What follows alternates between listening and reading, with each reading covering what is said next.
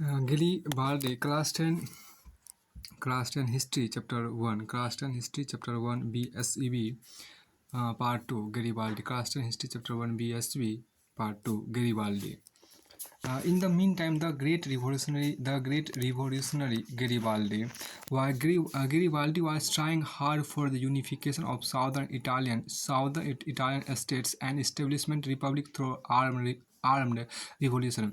By profession Garibaldi was a navigator and a supporter of Mazzini's thought, but later on, coming under the influence of Cavour, he became a staunch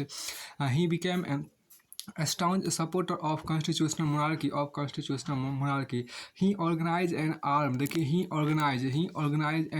force of his employees and volunteers. With the help of his army, he attacked Sicily and Naples, the state of Italy. Most of the people of these states, being fed up with the despotic rule of Bourbon dynasty, became supporters of Garibaldi. He founded republican government here and took the command of power as the representative of Victor Emmanuel in 1862. In 1862, he made a plan. In 1862, he made a plan to attack. In 1862, he made a plan. In 1862, he made a plan. In 1862, he made a plan to attack on. In 1862, he made a plan to attack on Rome. Cavour opposed this campaign. Cavour opposed this campaign of Garibaldi and dispatched. Cavour opposed this campaign. Cavour opposed this campaign of Garibaldi and dispatched army from Piedmont to protect Rome. In the meantime, Garibaldi met Cavour and he abandoned the plan. Garibaldi gave over the war area of southern Italy to Victor Emmanuel without any treaty. Victor Emmanuel proposed Garibaldi to be the ruler of southern region. Garibaldi turned down the offer. He rendered all his property to nation and started life like our ordinary farmer. Due to this sense of omission and sacrifice, the character of Garibaldi was highly publicized during Indian freedom struggle, and Lala Lajpat Rai wrote his biography. देखिए, इस बीच महान क्रांतिकारी Garibaldi सशस्त्र क्रांति द्वारा दक्षिण Italy. यहाँ देखिए, इसी बीच महान क्रांतिकारी गैरिबाल्डी सशस्त्र क्रांति के द्वारा दक्षिणी इटली के रियासतों के एकीकरण गणतंत्र की स्थापना करने का प्रयास कर रहा था। गैरिबाल्डी पेशे से एक नाविक था और मेजनी के विचारों का समर्थक था। परंतु बाद में काबुल के प्रभाव में आकर संवैधानिक राजतंत्र का पक्षधर बन गया। गैरिबाल्डी ने अपने कर्मचारियों तथा स्वयंसेवकों की सशस्त्र सेना बनाई। उसने अपने सैनिकों को लेकर इटली के प्रांत सिसिली तथा नेपल्स पर आक्रमण किया। इन रियासतों की अधिकांश जनता बुर्बो राजवंश के निरंकुश शासन से तंग होकर गैरिबाल्डी की समर्थक बन गई। गैरिबाल्डी ने यहाँ गणतंत्र की स्थापना की तथा विक्टर एमेनुअल के प्रतिनिधि के रूप में वहाँ की सत्ता संभाली। वस्तुतः काबुल के विचार गैरिबाल्डी से नहीं मिलते थे, परंतु काबुल ने उसके दक्षिणी अभियान का समर्थन किया। 1862 ईस्वी में गैरिबाल्डी ने रोम पर आक्रमण की योजना बनाई। तब काबुल ने गैरिबाल्डी के इस अभियान का विरोध किया और रोम की रक्षा के लिए पीडमाउंट की सेना भेज दी। इसी बीच गैरिबाल्डी की भेंट काबुल से हुई और उसने रोम के अभियान की योजना त्याग दी।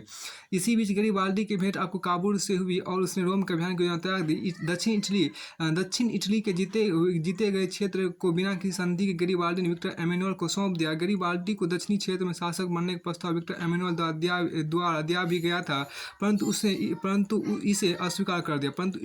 गैरिबाल्डी ने अस्वीकार कर दिया। गैरिबाल्डी को दक्षिणी क्षेत्र में शासक बनने का प्रस्ताव प्रस्ताव विक्टर एमेनुअल द्वारा दिया भी गया था, दिया भी गया, परंतु उसने इसे अस्वीकार कर दिया। वो अपनी सारी संपत्ति राष्ट्र को समर्पित कर साधारण किसान की भांति जीवन जीने की ओर अग्रसित हुआ। त्याग और बलिदान की इस भावना के कारण गरीबाल्डी के चरित्र को भारतीय स्वतंत्रता संग्राम के दौरान खूब परिचालित किया गया। तो लाला लाजपत राय मतलब लाला लाजपत राय ने गरीबाल्डी की जीवनी लिखी थी। अब देखिए यहाँ पे एक आपको unfortunately Kabul died in 1862 and so unfortunately Kabul died in 1862 and so he too could not see the unification of whole Italy. Victor Emmanuel himself did the unification of the rest of Italy in the form of Rome and Venice. In 1870 to 1871, a war broke out between France and Persia. It was not possible for France to give protection to Pope. Victor Emmanuel took advantage of this situation. Victor Emmanuel took advantage of this situation. Pope confined himself in the fort of Vatican City. Pope confined himself in the fort of Vatican City. Victor Emmanuel, bearing the king's palace, annexed the rest part of Rome into Italy. Unfortunately, Cavour died in 1862, and so he too could not see the unification of whole Italy. Victor Emmanuel himself did the unification of the rest of the Italy in the form of Rome and Venice. In 1870 to 71, war broke out between France and Persia. It was not possible for France to give protection to Pope. Victor Emmanuel took advantage of this situation. Pope confined himself in the font of Vatican City. Victor Emmanuel, bearing the king's palace, annexed the rest part of Rome into Italy and made it his capital. The Pope immediately accepted the situation. The problem was finally solved by Mussolini when, by making an agreement, he accepted the position of Vatican. The unification of Italy was completed in 1871 due to contribution of nationalist leaders like Mazzini, Cavour, Garibaldi, and ruler like Victor Emmanuel. यहाँ हम देखिए कि 1862 1862 ईस्वी में दुर्भाग्यवश काबुल की मृत्यु होगा और इस तरह वह भी पूरे इटली का एकीकरण नहीं देख पाया। रोम तथा वेनेशिया के रूप में शेष इटली का एकीकरण विक्टर एमेनुअल ने स्वयं किया। 1871 में फ्रांस और प्रसा के बीच युद्ध छिड़ गया। 1871 में फ्रांस और प्रसा के बीच युद्ध छिड़ गया, जिस कारण फ्रांस के लिए पोप को संरक्षण प्रदान करना संभव नहीं था। विक्टर एमेनुअल ने इस परिस्थिति का लाभ उठाया। पोप ने अपने आप को वेटिकन सिटी के किले में बंद कर लिया। इमेनुअल ने पोप के राजमहल को छोड़कर बाकी रोम को इटली में मिला लिया और अपनी राजधानी बनाई। इस नई स्थिति को पोप ने तत्काल स्वीकार नहीं किया। इस समस्या का अंततः मुसोलिनी द्वारा निदान हुआ जब उसने पोप के साथ समझौता कर वेटिकन की स्थिति को स्वीकार कर लिया। इस प्रकार 1871 ईस्वी तक इटली के एकीकरण मेजनी, काबुल, गैरिबाल्डी से राष्ट्रवादी नेता एवं विक्टर एमेनुअल जैसे शासक के योगदान कारण पूर्ण हुआ। इन सभी घटनाओं के पार्श्व में राष्ट्रवादी चेतनाएं सर्वोपरि थी। इस प्रकार 1871 ईस्वी तक इटली के एकीकरण मेजनी, काबुल और गैरिबाल्डी से राष्ट्रवादी नेता एवं विक्टर एमेनुअल जैसे शासकों के योगदान कारण पूर्ण हुआ। इन सभी घटनाओं के पार्श्व में राष्ट्रवादी चेतना सर्वोपरि थी। अब देखिए जर्मनी के एकीकरण देखिए, यहाँ पर यूनिफिकेशन ऑफ जर्मनी की बात यहाँ पर की गई है। जर्मनी के एकीकरण यहाँ पर देखिए हम जो during the unification of Italy similarly processes were going on in German region also. Therefore unification of both the countries completed almost along same time. Italy के एकीकरण के दौरान ही जर्मन क्षेत्र में भी समान प्रक्रिया चल रही थी। अतः दोनों देशों का एकीकरण लगभग साथ ही संपन्न हुआ। अब यहाँ देखिए जर्मनी का एक यूनिफिकेशन ऑफ जर्मनी, देखिए जर्मनी आपको यहाँ यूनिफिकेशन ऑफ जर्मनी, यहाँ मैप जो है यूनिफिकेशन ऑफ जर्मनी का है, जो कि 1867 से लेकर 1871 ईस्वी तक का यहाँ पर मैप है। फिर आपको आगे यहाँ पर देखिए कहा गया कि जर्मनी, देखिए Germany being organise in medieval period, Germany being organise in medieval period.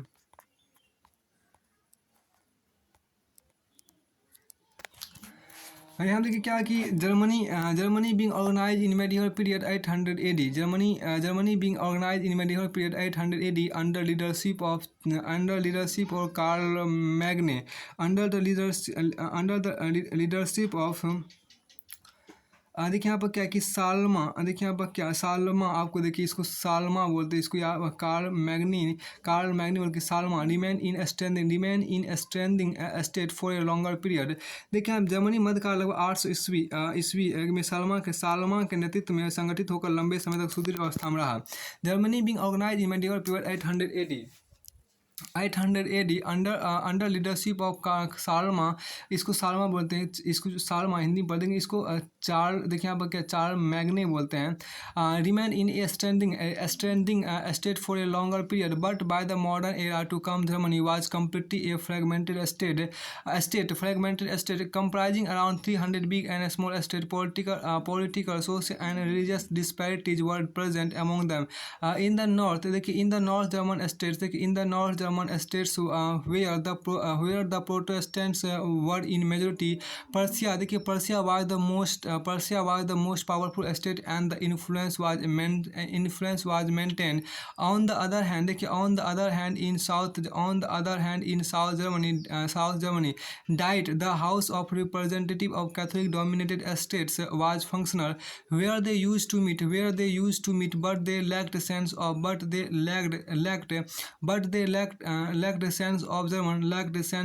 German nationalism. That is why there was no issue of unification before them literally. The credit for making background of unification of Germany goes to Napoleon Bonaparte because he winning the German province in 1806, formed confederation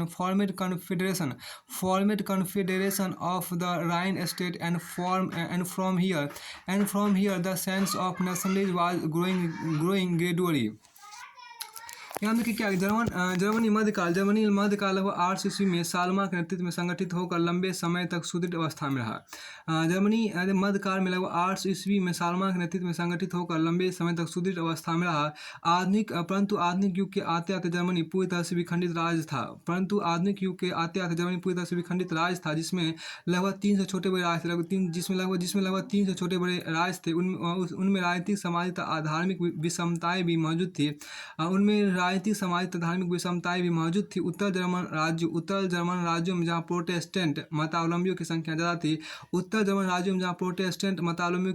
थी, वहाँ प्रसा सबसे शक्तिशाली राज्य था एवं अपना प्रभाव बनाए हुए था। दूसरी तरफ दक्षिण जर्मनी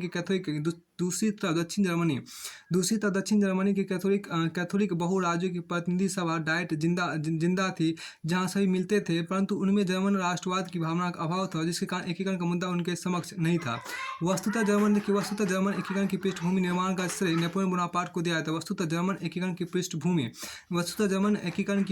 का निर्माण का श्रेय आपको नेपोलियन बोनापार्ट को दिया जाता है, क्योंकि उसने 1800 ईस्वी में जर्मन प्रदेशों को जीतकर राइन राज्य संघ का निर्माण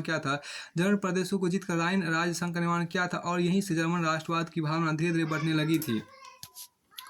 अब आगे देखिए in the mean time in Germany the intellectuals farmers and arbitrates like Hegel, count Humboldt, अंडर्ट, जैकोब ग्रीटिसी encouraged the German nationalism. Hegel played his role in the development of German. Hegel देखिए यहाँ पर क्या Hegel played his role in the development of German nationalism by explaining by explaining his historical dialects. The Chancellor of Persia, Bismarck, was very much impressed by Hegel. Under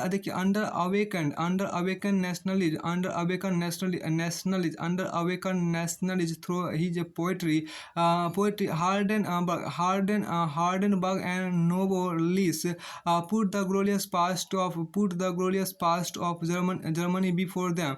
The painters illuminated the German culture. They encouraged nationalism through their live pictures of heroes and heroines of the movement. Thus now Germany to become ready to enter the modern era by completely coming out of the feudalistic system. There was great contribution of educational institution and student also in the national movement of Germany, with the aim of German unification. Teachers and students founded an organization. Bruchenschaft German Youth Association, इसी बोलते Bruchenschaft को बोलते German Youth Association. Jena University in Wilmer State was the center of national movement. Through Metternich passed repressive laws, Carlsbad decrees to suppress the movement, but still the strong stream of nationalism was flowing in Germany, and it assisted to protect the work of integration. The economic condition of unification was taking form in this context. The German merchant under Prussian leadership formed an economic federation, Zollverein, for business equality. It is said that the federation crushing the regional habits, promoted nationalist tendencies. In spite of that, the German had not yet organized.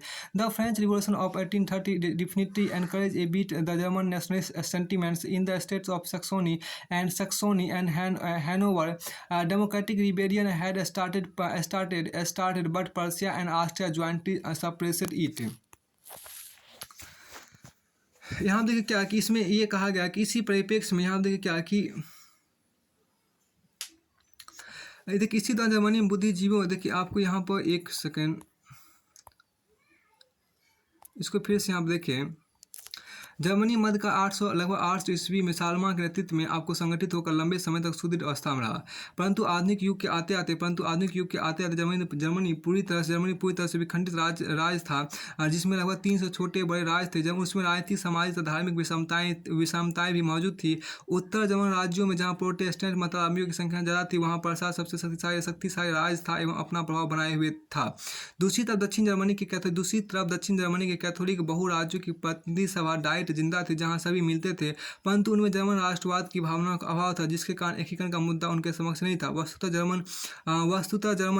German एकीकरण की पृष्ठभूमि निर्माण का श्रेय Napoleon Bonaparte को दिया जाता है, क्योंकि उसने 1806 ईस्वी में जर्मन प्रदेशों को जीतकर राइन राज संघ का निर्माण किया था, और यहीं से जर्मन राष्ट्रवाद की भावना धीरे धीरे बढ़ने लगी थी।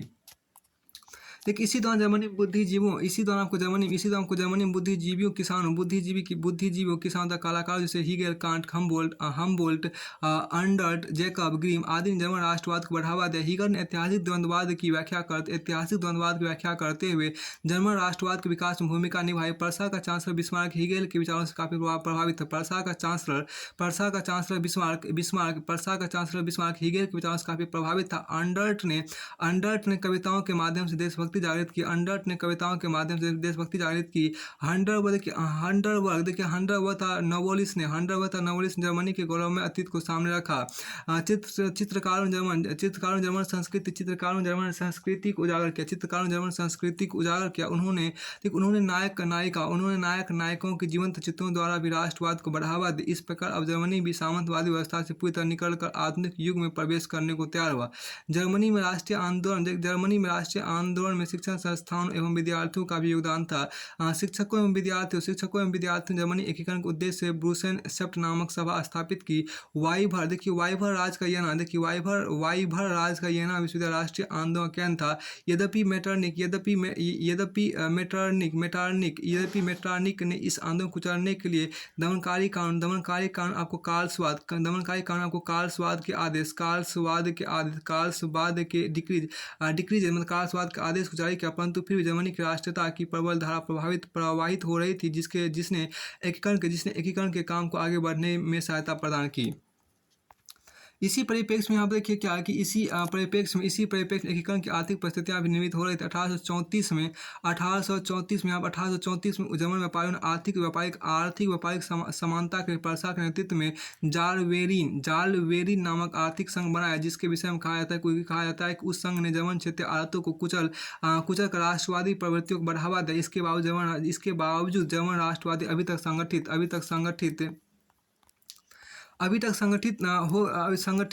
तक संगठित नहीं हो पाए थे। फ्रांस की 1830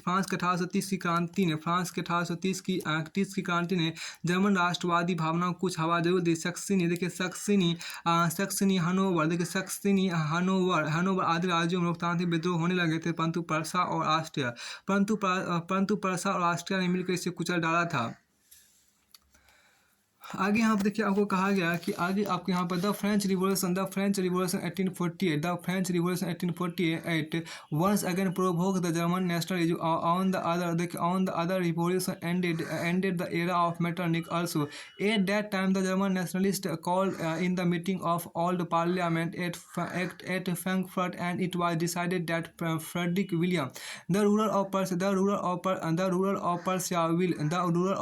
will lead German nation, and entire German states would be unified under him. Together with the theory of governance of democratic legal kingships would be adopted. But Frederick, who was despotic ruler with a conservative thought, disagreed to accept this system because he clearly wanted to avoid Austrian conflict. Some other southern states of Germany were also against this proposal of unification. Due to this deadlock, the way of unification was disrupted. Together with this, the situation of revolt emerged in German states that Austria and Prussia suppressed through their joint efforts. यहाँ देखिए क्या है कि 1848 की फ्रांसीसी क्रांति ने German राष्ट्रवाद को एक बार फिर भड़का दिया। 1848 की फ्रांसीसी क्रांति ने जर्मन राष्ट्रवाद को एक बार फिर से भड़का दिया। दूसरी तरफ इस क्रांति ने मेटरनिक के युग का अंत भी कर दिया। इसी समय जर्मन राष्ट्रवादियों ने वान ग्रोगेन के नेतृत्व में मार्च 1848 को पार्लियामेंट संसद की सभा को फ्रैंकफर्ट में बुलाया, जहाँ यह निर्णय लिया गया कि पर्सा का शासक फ्रेडरिक विलियम जर्मन राष्ट्र का नेतृत्व करेगा और उसी के अधीन समस्त जर्मन राज्यों को एकीकृत किया जाएगा। साथ ही लोकतांत्रिक वैधानिक राजतत्व के सिद्धांत, राजतत्व के शासन सिद्धांत को अपनाया जाएगा। परंतु फ्रेडरिक, जो एक निरंकुश एवं रूढ़िवादी विचार का शासक था, उन्हें उस व्यवस्था को मानने से इनकार कर दिया, क्योंकि वो स्पष्ट रूप से ऑस्ट्रियाई संघर्ष से बचना चाहता था। जर्मनी के कुछ अन्य दक्षिणी राज्य भी एकीकरण के इस प्रस्ताव के विरोध में थे। इस गतिरोध से एकीकरण का मार्ग अवरुद्ध हो गया था। साथ ही जर्मन राज्यों में विद्रोह की स्थिति पैदा हो गई, जिसे ऑस्ट्रिया और पर्सा ने मिलकर दबा दिया। फिर आपको आगे देखिए Prussia had understood that unification of Germany could be done only in its leadership, so it began to increase its military power. In the mean time Frederick died and his brother William took the throne of Prussia. He was a supporter of nationalist thought. As a result of his reform, the pace as a result of his reforms, the pace of industrial revolution in Germany became fast, and great improvement was registered in the basic infrastructure, whereby the effort of German nation to be unified into gain in peace. Keeping in mind the objective of unification, William appointed the great diplomat Bismarck as his chancellor. देखिए परसा अब तक समझ चुका था कि Germany एक उसी के नेतृत्व में हो सकता है परसा अब तक समझ चुका था कि जर्मनी एक उसी के नेतृत्व में हो सकता है। इसलिए उसने अपनी सैन्य शक्ति बढ़ानी शुरू कर दी। इसी बीच फ्रेडरिक का देहांत हो गया और उसका भाई विलियम परसा का शासक बना। विलियम राष्ट्रवादी विचारों का पोषक था। उसके सुधारों के फलस्वरूप जर्मनी में औद्योगिक क्रांति की हवा तेज हो गई। तो साथ ही आधारभूत संरचनाओं में भी काफ़ी सुधार हुआ, जिसने जर्मन राष्ट्र एकता के सूत्र में बांधने के प्रयास तेज हुए। विलियम ने एकीकरण के उद्देश्य को ध्यान में रखकर महान कूटनीतिज्ञ बिस्मार्क को अपना चांसलर नियुक्त किया। अब यहाँ देखिए बिस्मार्क की बात यहाँ पर की गई है। बिस्मार्क की जो बात है उसको यहाँ पर थोड़ा सा देखिए। ठीक है, बिस्मार्क देखिए यहाँ पे Bismarck who was a representative of Persia in German diet was from the very beginning influenced by Hegel's thought and had been giving regular introduction of his successful diplomacy in the German parliament diet. He supported the absolute monarchy, fully engaged in the effort of unification of Germany. It was his diplomatic success that all be the liberal nationalist or the conservative nationalist thought him the supporter of their thought। Bismarck को देखिए यहाँ पर क्या कि Bismarck जो German diet में पर्सा का प्रतिनिधि हुआ करता था, प्रारंभ से हीगल के विचारों से प्रभावित था और जर्मन संसद डाइट में अपनी सफल कूटनीति का लगातार परिचय देता आ रहा था। वह निरंकुश राजतंत्र का समर्थन करते हुए जर्मनी के एकीकरण के प्रयास में जुट गया।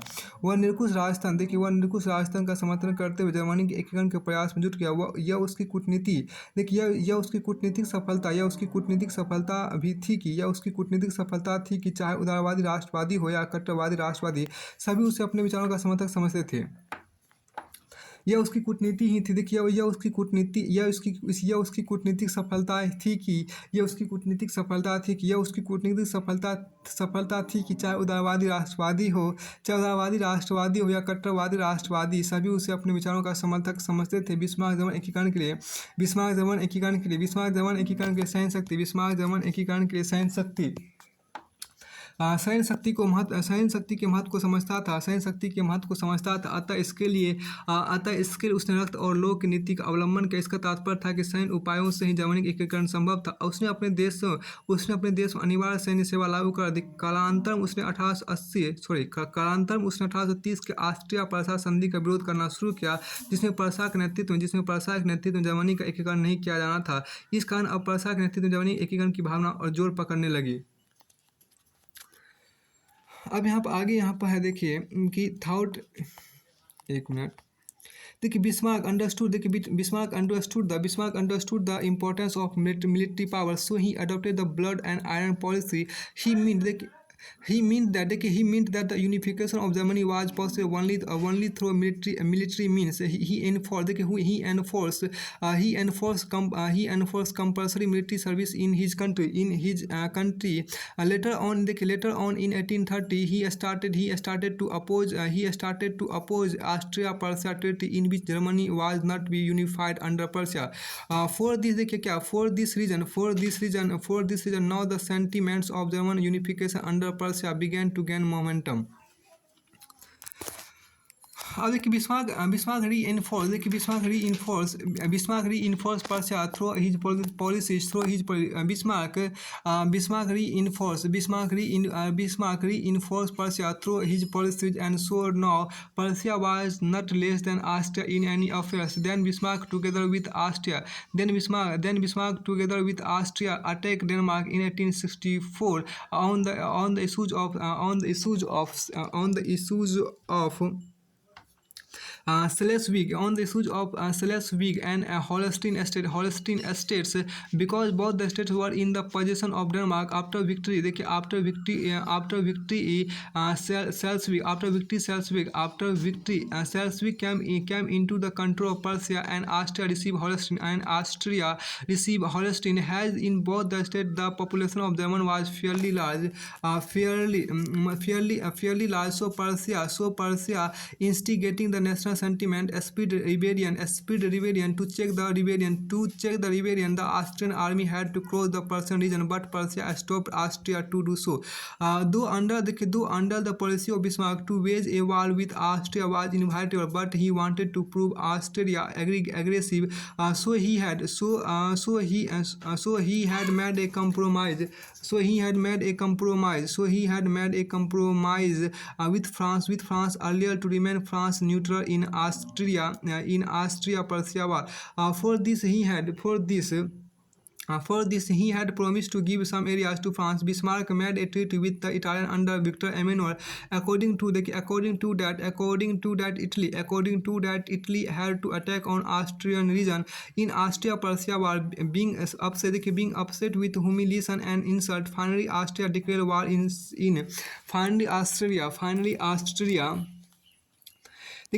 finally Austria declared war in Sedoua against Prussia in 1866, and Austria being indulged in war from both sides was badly defeated. Thus the influence of Austria from German region completely finished and 2/3 work of German unification was completed. यहाँ देखिए क्या कि Bismarck ने अपनी नीतियों से पर्सा का सुदृढ़ीकरण किया। बिस्मार्क ने अपनी नीतियों से पर्सा का सुदृढ़ीकरण किया और इस कारण पर्सा ऑस्ट्रिया से किसी की मायने में कम नहीं रह गया। और इस कारण पर्सा ऑस्ट्रिया से किसी भी मायने में कम नहीं रह गया। तब बिस्मार्क ने ऑस्ट्रिया के साथ में 1864 ईस्वी में फिर देखिए यहाँ पर क्या कि बिस्मार्क ने अपनी नीतियों से पर्सा का सुदृढ़ीकरण किया और इस कारण पर्सा ऑस्ट्रिया से किसी भी मायने में कम नहीं रह गया। तब बिस्मार्क ने ऑस्ट्रिया के साथ में 1864 ईस्वी में सेल्सविग और होल्स्टीन राज्यों के मुद्दे को लेकर डेनमार्क पर आक्रमण कर दिया। क्योंकि उन पर डेनमार्क का नियंत्रण था। जीत के बाद सेल्सविग पर्सा का अधीन हो गया और होल्स्टीन ऑस्ट्रिया को प्राप्त हुआ। चूंकि इन दोनों राज्यों में जर्मनों की संख्या अधिक थी, अतः पर्सा ने जर्मन राष्ट्रवादी भावनाओं को भड़का कर विद्रोह फैला दिया, जिसे कुचलने का ऑस्ट्रिया की सेना को पर्सा के क्षेत्र को पार करते हुए जाना था और पर्सा ने ऑस्ट्रिया को ऐसा करने से रोक दिया। चूंकि बिस्मार्क की नीति के अंतर्गत ऑस्ट्रिया से युद्ध करना अवश्यभावी था। चूंकि बिस्मार्क की नीति कारण ऑस्ट्रिया से युद्ध करना अवश्यभावी था, परंतु वह ऑस्ट्रिया को आक्रमणकारी साबित करना चाहता था। अतः पूर्व में ही उसने फ्रांस से समझौता कर लिया था कि ऑस्ट्रिया पर्सा युद्ध में फ्रांस तटस्थ रहे। इसके लिए उसने फ्रांस को कुछ क्षेत्र भी देने का वादा किया। बिस्मार्क ने इटली के शासक विक्टर एमेनुएल से भी संधि कर ली, जिसके अनुसार ऑस्ट्रिया पर्सा युद्ध में इटली ऑस्ट्रियाई क्षेत्रों पर आक्रमण कर देगा। देखिए बिस्मार्क इटली के शासक विक्टर एमेनुएल से भी संधि कर ली, जिसके अनुसार ऑस्ट्रिया पर्सा युद्ध में इटली ऑस्ट्रियाई क्षेत्रों पर आक्रमण कर देगा। अंततः अपने अपमान से क्षुब्ध ऑस्ट्रिया ने 1866 ईस्वी में पर्सा के खिलाफ सेडोवा में युद्ध की घोषणा कर दी और ऑस्ट्रिया दोनों तरफ से युद्ध में फंसकर बुरी तरह पराजित हो गया। और इस तरह ऑस्ट्रिया का जर्मन क्षेत्रों पर से प्रभाव समाप्त हो गया और इस तरह जर्मन एकीकरण का 2/3 कार्य पूरा हो गया। देखिए for the unification of the rest of Germany it was necessary to wage a war with France because in terms of the southern states of Germany France could have interfered in the meantime the matter of throne emerged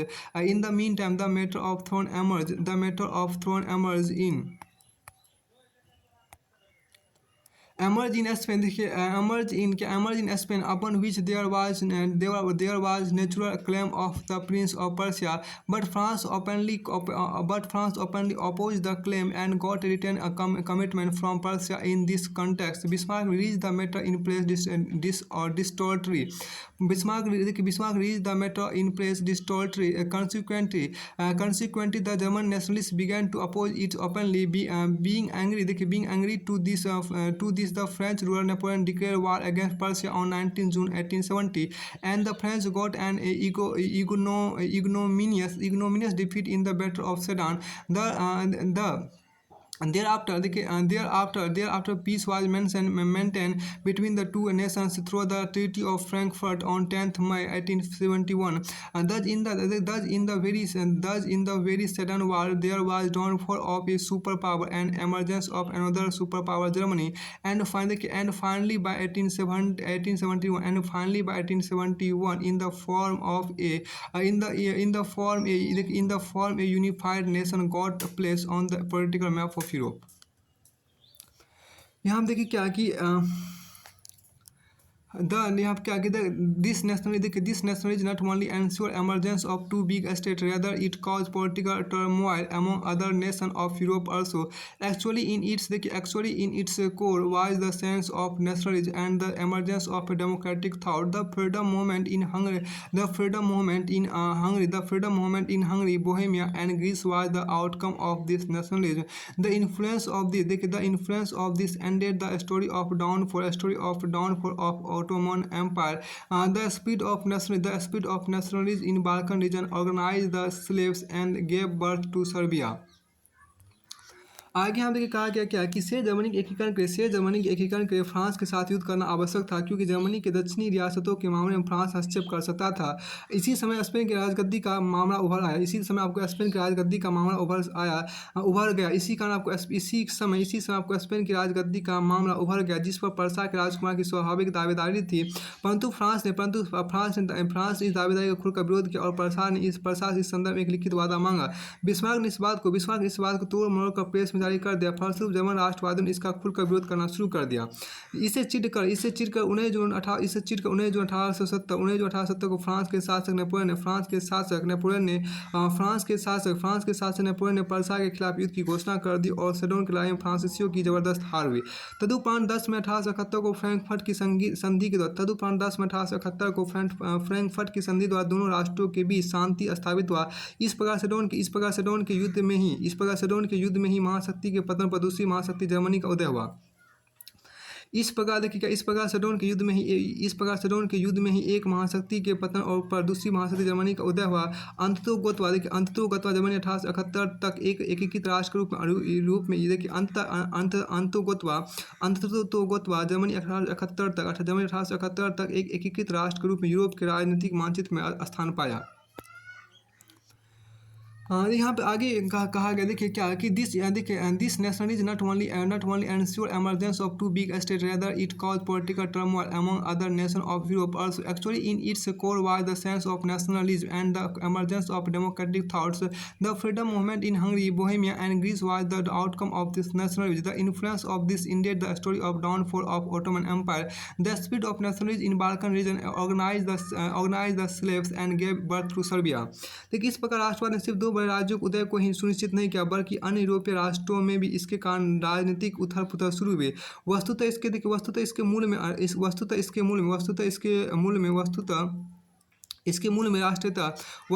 मूल में आपको राष्ट्रीयता की भावना एवं लोकतांत्रिक विचारों का उदय थी। हंगरी बोहेमिया था यूनान में स्वतंत्रता आंदोलन इसी राष्ट्रवाद का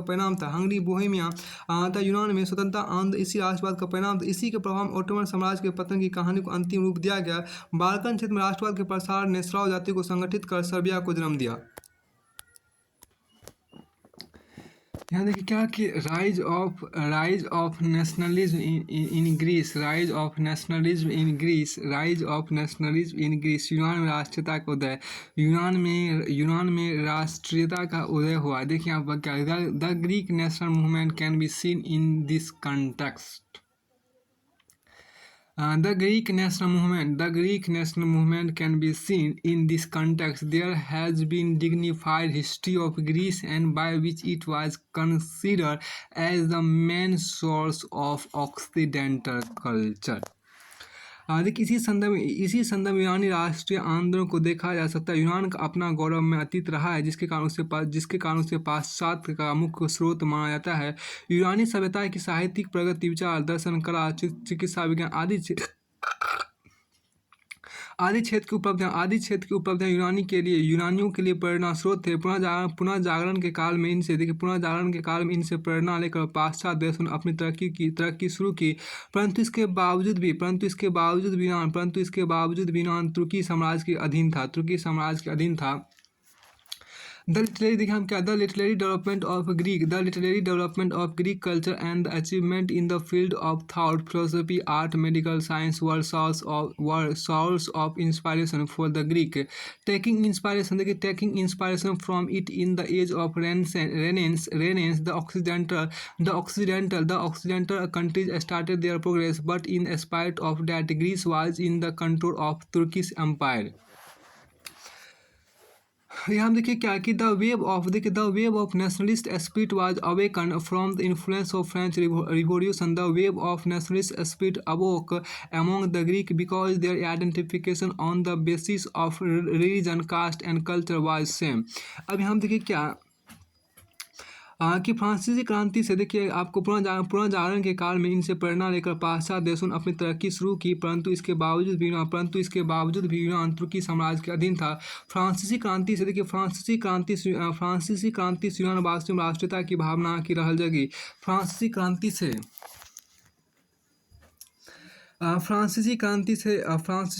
से यूनानियों में राष्ट्रीयता की भावना की लहर जागी, क्योंकि धर्म, जाति और संस्कृति के आधार पर इनकी एक पहचान थी।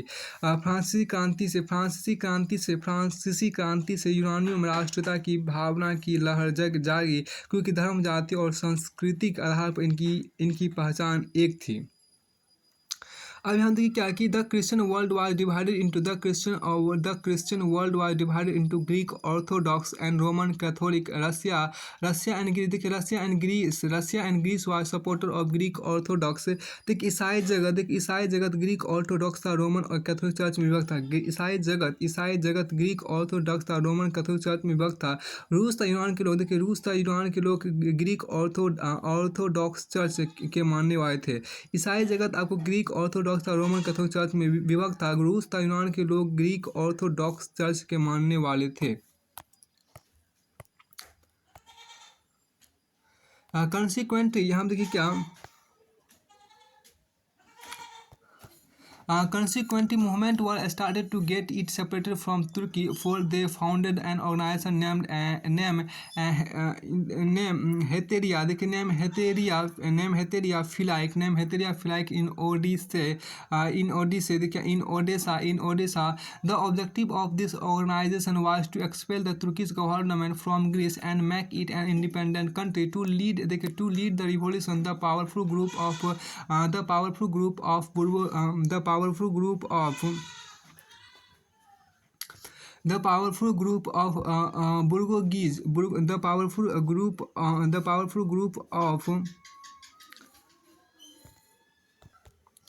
देखिए यहाँ पर क्या bourgeoisie had also emerge in Greece. For the whole of Europeans Greece was synonymous with inspiration and respect and for its independence all its citizen in spite of the neutrality of the government were ready. The great poet of England Lord Brian died in Greece for the independence of Greek and due to this wave of sympathy for independence of Greece started to spread in whole of the Europe. Here Russia out of imperialist ambitions and religious unity was the supporter of Greece. Here Russia out of imperialist ambitions and religious unity was the supporter of Greece। हम देखिए क्या कि फलत तुर्की शासन से स्वयं को अलग करने के लिए आंदोलन चलाए जाने लगे। इसके लिए इन्होंने हितेरिया फिलाइक नामक संस्था की स्थापना ओडेसा नामक स्थान पर की। इसका उद्देश्य तुर्की शासन यूनान से निष्कासित कर उसे स्वतंत्र बनाना था। क्रांति के नेतृत्व इसका उद्देश्य आपको तुर्की शासन को यूनान से निष्कासित कर उसे स्वतंत्र बनाना था। क्रांति नेतृत्व के लिए यूनान में शक्तिशाली क्रांति के नेतृत्व के लिए यूनान में शक्तिशाली मध्यम वर्ग का भी उदय हो चुका था। उदय हो चुका था। देखिए यूनान समय, देखिए यूनान सारे यूरोप वासियों के प्रेरणा एवं सम्मान का पर्याय था। यूनान सारे यूरोप वासियों की प्रेरणा एवं सम्मान का पर्याय था, जिसकी स्वतंत्रता के समस्त यूरोप के नागरिक अपनी सरकार की तटस्थता के बावजूद भी उद्यत थे। इंग्लैंड का महान कवि इंग्लैंड का महान कवि लॉर्ड बायरन यूनानियों की स्वतंत्रता के लिए यूनान में ही शहीद हो गया। इससे यूनान की स्वतंत्रता के संपूर्ण यूरोप में सहानुभूति की लहर दौड़ने लगी। इधर रूस भी अपनी समाजवादी महत्वाकांक्षा तथा धार्मिक एकता के कारण यूनान की स्वतंत्रता का पक्षधर था। अब यहाँ देखिए क्या कि द सिचुएशन ऑफ ग्रीस यहाँ देखिए the situation of Greece became explosive when the Turkish rulers started to badly crush the people related to Greek freedom struggle. A rebellion started in Greece in 1821 in the leadership of Alexander Yepsilanti. देखिए Alexander Ypsilanti the tsar of Russia. Alexander was personally in favour of Greek nationalism, but due to pressure of the reactionalist ruler Metternich of Austria he did not want to come in front openly. When the new Tsar Nicholas came into power, he openly supported the Greek. In 1826, Great Britain and Russia made an agreement to mediate the Turkey-Greece dispute. Charles X of France also started to take interest in the independence of Greece. A conference was convened in London in 1827, and in the conference England, France and Russia decided to take joint action to support Greece against Turkey. देखिए the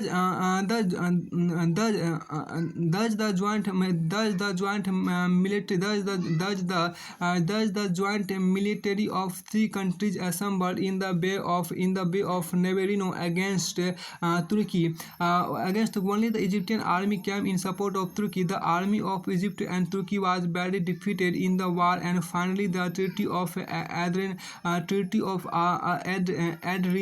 Adrianople was signed in 1829, under which in nominal sovereignty of Turkey was a matter of giving autonomy to Greece.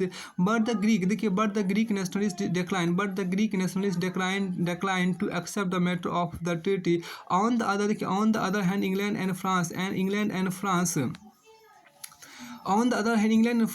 wanted Greece to make an independent country. Then the Russia influence over it. Consequently, in 1832, Greece was declared as an independent country. The ruler of Bavaria, Otto was declared king of independent Greece.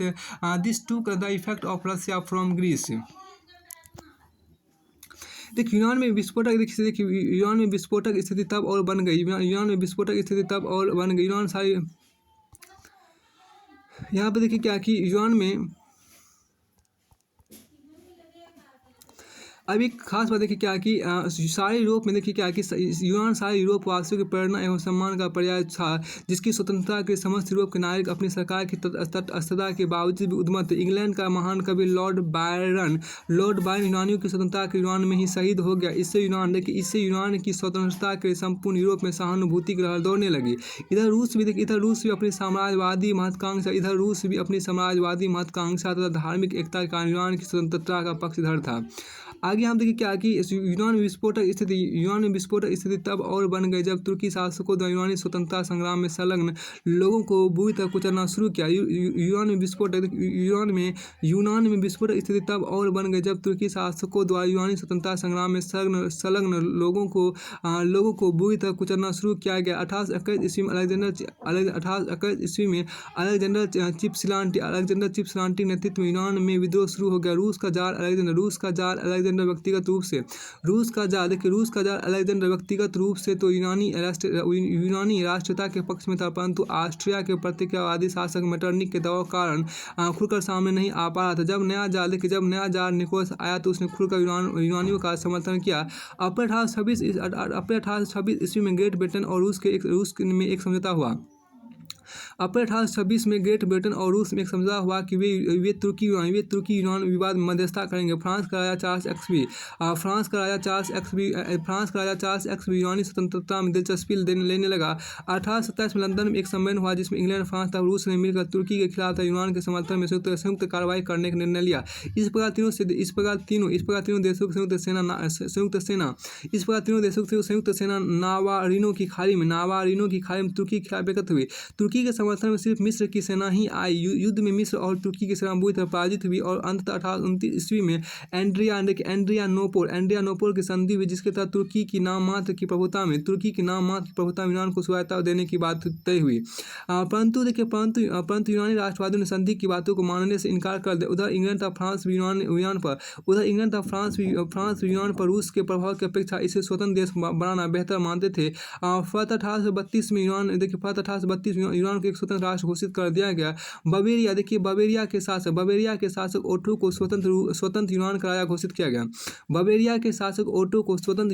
घोषित किया गया। इस तरह यूनान पर से रूस का प्रभाव भी जाता रहा। फिर आपको आगे यहाँ पर है, देखिए आगे आपके यहाँ पर है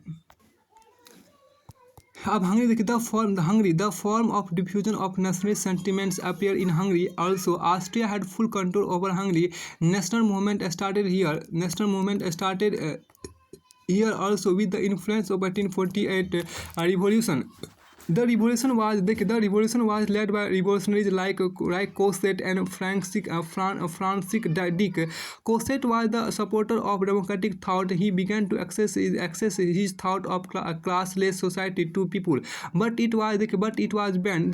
There was a special effect of the downfall of Louis Philippe on the nationalist movement of Hungary. Cosset began to oppose the Austrian authority and demanded change in the system. Both the people of Austria and Hungary had impact of this, and it led to the movement in favor of nationalism. Finally on 31st March 1848 the Austrian government accepted most of the demands of Hungary, under which the demands for independent council of ministers were accepted. Only members of Hungary were included to it. The press got freedom and national security army was founded. Feudal system was abolished and demand for convening the meeting of House of Representatives died every year in the capital Budapest was also accepted. Thus these movements provided national pride to Hungary. देखिए Hungary राष्ट्रवादी भावना के प्रसार का रूप Hungary में भी नजर आता है। हंगरी पर ऑस्ट्रिया का पूर्ण प्रभुत्व था। 1848 ईस्वी क्रांति के प्रभाव से यहाँ भी राष्ट्रीय आंदोलन की शुरुआत हुई, जहाँ आंदोलन का नेतृत्व फ्रांसीसी डिक नामक क्रांतिकारी द्वारा किया जा रहा था। कोसूत लोकतांत्रिक विचारों का समर्थक था। उसने वर्गहीन समाज क्लासलेस सोसाइटी की अपने विचारों को जनता तक पहुँचाना शुरू किया, जिस पर प्रतिबंध लगा दिया गया। फ्रांस में लुई फिलिप के पतन का हंगरी के राष्ट्रवादी आंदोलन पर विशेष प्रभाव पड़ा। देखिए यहाँ पे क्या कि फ्रांस में लुई फिलिप के पतन का हंगरी के राष्ट्रवादी आंदोलन पर विशेष प्रभाव पड़ा। कोसूत ने ऑस्ट्रियाई आधिपत्य का विरोध करना शुरू किया। तथा व्यवस्था बदलाव की मांग करने लगा। इसका प्रभाव हंगरी तथा ऑस्ट्रिया दोनों देशों की जनता पर पड़ा। जिसके कारण यहाँ राष्ट्रीयता के पक्ष में आंदोलन शुरू हो गए। अंततः 31 मार्च 1848 ईस्वी को ऑस्ट्रिया की सरकार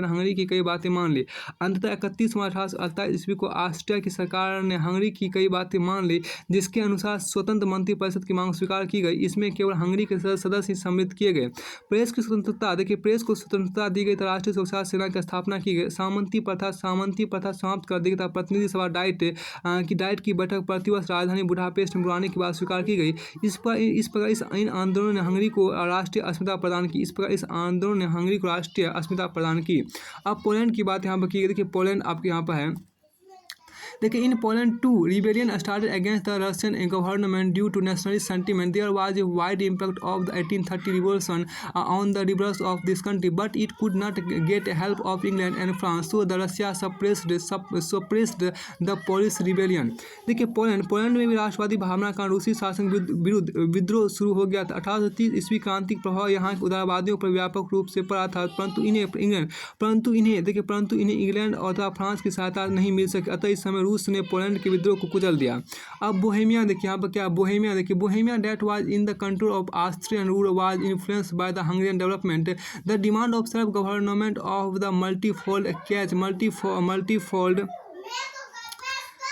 मल्टीफोल्ड यहाँ पे क्या कि मल्टीफोल्ड चेक people was accepted but the movement took a violent from but the revolutionaries were severely subdued by Austria thus the achievement of revolutionary movement going on in Bohemia could not sustain. अब देखिए Bohemia की जो बात यहाँ पर की, Bohemia जो ऑस्ट्रियाई शासन के अंतर्गत बोहेमिया जो ऑस्ट्रियाई शासन के अंतर्गत था, बोहेमियाई जो ऑस्ट्रियाई शासन के अंतर्गत था में भी हंगरी के घटनाक्रम का प्रभाव पड़ा। बोहेमिया जो ऑस्ट्रियाई शासन के अंतर्गत था में भी हंगरी के घटनाक्रम का प्रभाव पड़ा। बोहेमिया की बहुसंख्यक चेक जाति की स्वायत्ता शासन की मांग को स्वीकार किया गया। बोहेमियाई जो ऑस्ट्रियाई शासन के अंतर्गत था में भी हंगरी के घटनाक्रम का प्रभाव पड़ा। बोहेमिया की बहुसंख्यक चेक जाति की स्वायत्त शासन की मांग को स्वीकार किया गया, परंतु आंदोलन ने हिंसात्मक रूप धारण कर लिया। जिसके कारण देखिए क्या है कि जिसके कारण आपको ऑस्ट्रिया द्वारा क्रांतिकारियों का सख्ती से दमन कर दिया गया। इस प्रकार बोहेमिया में होने वाले क्रांतिकारी आंदोलन की उपलब्धियां अस्थायी न रह सकी। फिर आगे देखिए आउटकम की बात की गई। देखिए आउटकम में तो परिणाम की बात की गई। देखिए the development of sentiment of nationalism in Europe started from the eve of French Revolution that took a concrete shape in the form of unification of European states. As a result of that, many big and small states emerged. The negative aspect देखिए यहाँ पर क्या, the negative aspect of nationalist tendencies came openly on the fore in the form of nationalism by the end of the second half of the 19th century. Nation became everything for the people and the rule of every nation. They became ready to cross any limit for it. As a consequence of that, this sense was growing even in the small states and caste groups of Balkan region. On the other side, the sense of nationalism in big European states like Italy, Germany, France, England increased to such an extent that imperialist sentiments spread among them. Although for these imperialist tendencies, the industrial revolution in Europe was equally responsible, as were the other causes. This tendency for the first time targeted the Asian and African countries where European countries established their colonies. The base of the industrial revolution was the exploitation of this country. Due to this tendency, Ottoman Empire was destroyed and the whole Balkan region turned into a battlefield. अब इसके परिणाम क्या हुआ कि Europe में राष्ट्रीयता की भावना का विकास तो फ्रांसीसी क्रांति गर्भ से ही आरंभ हुआ, जो मूर्त रूप में यूरोपीय राज्यों एकीकरण के रूप में सामने आया। फलस्वरूप कई बड़े एवं छोटे राज्यों का उदय हुआ। राष्ट्रवादी प्रवृत्तियों का नकारात्मक पक्ष 19वीं शताब्दी के अंतिम उत्तरार्ध तक संकीर्ण राष्ट्रवाद के रूप में उभर कर सामने आया। प्रत्येक राष्ट्र की जनता और शासक के लिए उनका राष्ट्र ही सब कुछ हो गया। इसके लिए वे किसी हद तक जाने के लिए तैयार रहने लगे। इसके परिणाम से बाल्कन क्षेत्र के छोटे छोटे राज्यों एवं जातीय समूह में भी यह भावना जोर पकड़ने लगी। दूसरी तरफ बड़े यूरोपीय राज्यों तथा जर्मनी, इटली, फ्रांस, इंग्लैंड जैसे देशों में राष्ट्रवाद की भावना इतनी बढ़ गई कि उनमें समाजवादी प्रवृत्तियों का प्रादुर्भाव होने लगा। हालांकि इन समाजवादी प्रवृत्तियों के यूरोप में होने वाली औद्योगिक क्रांति उतनी ही जिम्मेदार थी जितने अन्य कारण थे। इस प्रवृत्ति ने सर्वप्रथम एशियाई एवं अफ्रीकी देशों को अपना निशाना बनाया। जहाँ यूरोपीय देशों ने अपने उपनिवेश स्थापित की, इन उपनिवेशों के शोषण पर ही औद्योगिक क्रांति का आधार से टिकी थी। जहाँ यूरोपीय देशों ने अपने उपनिवेश स्थापित की, इन उपनिवेशों के शोषण पर ही औद्योगिक क्रांति का आधार से टिकी थी। इस समाजवादी प्रवृत्ति के कारण ही ओटोमन साम्राज्य ध्वस्त हुआ और उसका पूरा बाल्कन क्षेत्र युद्ध का अखाड़ा बन गया। देखिए इन उपनिवेशों कारण ही देखिए इन उपनिवेशों के शोषण पर ही औद्योगिक क्रांति की राह से टिकी थी। इस समाजवादी देखिए इस समाजवादी प्रवृत्ति के कारण ही ओटोमन साम्राज्य ध्वस्त हुआ और पूरा बाल्कन क्षेत्र युद्ध का अखाड़ा बन गया। फिर आगे यहाँ देखिए द स्पीड ऑफ नेशनलिज्म, आगे यहाँ पर कहा गया the speed of nationalism in Europe awaken not only Europe but whole of the world and therefore the wave of nationalism aroused in the Asian and African colonies for freedom against foreign authority. In this context, even in India, the message of European nationalism had started to reach. The Tipu Sultan, the ruler of Mysore, was highly influenced from the French Revolution of 1789. Under this influence, he also got a Jacobin club established and became himself a member of that organization. It is also said that he had got planted a tree in Sri Rangpatnam. Sri Rangpatnam has a symbol of independence. On the other hand, the leaders of the socio-religious reforms movement going on the 19th century also began to awaken the national feelings. For example, Raja Ram Mohan Rai himself took much interest in international events. Due to this thought for independence, humanism and nationalism, he expressed deep sorrow in 1821 over the failure of the revolution of Naples and threw a dinner in 1823 over the success of the Spanish freedom movement in India. The element of nationalism appeared from the revolution of 1857. देखिए the sense of nationalism born in Europe first influenced Europe and finally left impact on entire world. This changed the political map of Europe and many colonies got independence simultaneously. देखिए यहाँ पर क्या इसमें आपको कहा गया, इसमें आपको ये है कि देखिए यूरोप में राष्ट्रवाद के इस प्रादुर्भाव प्रभाव ने यूरोप में ही नहीं वरन पूरे विश्व को जागरूक बनाया, जिसके कारण अफ्रीका में एशिया उपनिवेशों में विदेशी सत्ता के खिलाफ मुक्ति के लिए राष्ट्रीयता की लहर उपजी। इस परिप्रेक्ष्य में भारत में भी यूरोपीय राष्ट्रवाद के संदेश पहुँचने शुरू हो चुके थे। मैसूर का शासक टीपू सुल्तान 1889 की फ्रांसीसी क्रांति से काफ़ी प्रभावित था। इसी प्रभाव में उसने भी जैकोबिन क्लब की स्थापना करवाई था, स्वयं उसका सदस्य बना। यह भी कहा जाता है कि उसने श्रीरंगपट्टनम में स्वतंत्रता का प्रतीक वृक्ष भी लगवाया। दूसरी तरफ 19वीं शताब्दी में चलने वाले सामाजिक धार्मिक सुधार आंदोलन के नेताओं ने भी भारत में राष्ट्रीय चेतना को जगाना शुरू किया। उदाहरण स्वरूप राजा राम मोहन राय स्वयं अंतर्राष्ट्रीय घटनाओं में काफ़ी रुचि लेते थे। उन्होंने स्वतंत्रता, समानता, जनवाद एवं राष्ट्रवाद संबंधी अपने विचार के कारण ही 1821 ईस्वी नेपल्स की क्रांति की विफलता पर काफ़ी दुख प्रकट किया एवं 1823 ईस्वी की स्पेनिश स्वतंत्रता आंदोलन की सफलता पर उत्सव भोज दिया। कालांतर में भारत में 1857 की क्रांति से ही राष्ट्रीयता के तत्व नजर आने लगे थे। कालांतर में आपको भारत में 1857 की क्रांति से ही राष्ट्रीयता के तत्व नजर आने लगे थे। इस प्रकार यूरोप में जन्मी राष्ट्रीयता की भावना ने प्रथमतः यूरोप को एवं अंततः पूरे विश्व को प्रभावित किया, जिसके फलस्वरूप यूरोप के राजनीतिक मानचित्र में बदलाव तो आया ही साथ कई उपनिवेश भी स्वतंत्र हुए। यहाँ देखिए हिस्ट्री का जो मुख्य बातें आपको था एक BSB की हिस्ट्री का, वो आपको पूरी तरह से फिनिश होता है। यहाँ पर कुछ क्वेश्चन आंसर आपको मेंशन किया गया है, यहाँ पूरी तरह से हिस्ट्री आपको फिनिश होता है।